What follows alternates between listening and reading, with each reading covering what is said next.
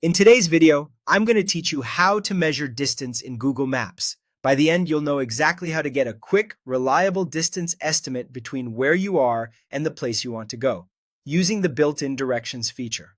Start by opening Google Maps and finding the spot you're interested in. When you see it on the map, click directly on that location. Clicking drops a pin and brings up a small info panel for that place. Take a moment to make sure you've selected the right spot. Zoom in if needed so the pin is exactly where you want it, whether that's a business, a landmark, or a precise point on the map. Next, click Set Directions. On most screens, this appears as a button simply labeled Directions. When you select it, Google Maps switches into the routing view.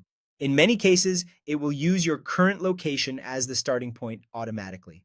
If your device has location services turned on, Maps can detect where you are and set that as the origin. If not, it may use a recent location or prompt you to confirm where you're starting from.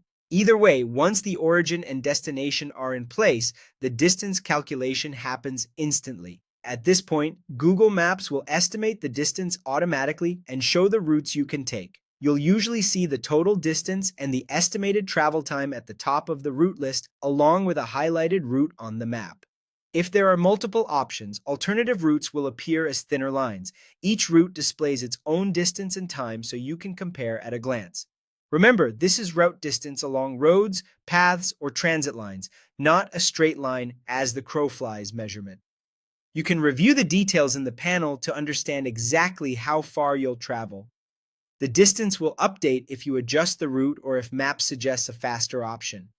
You'll also notice different travel modes such as driving, walking, cycling, or public transit.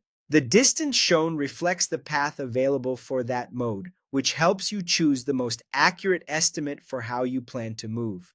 Before you wrap up, double check that you've pinned the correct location and that the route matches what you intend to follow. That's all there is to it.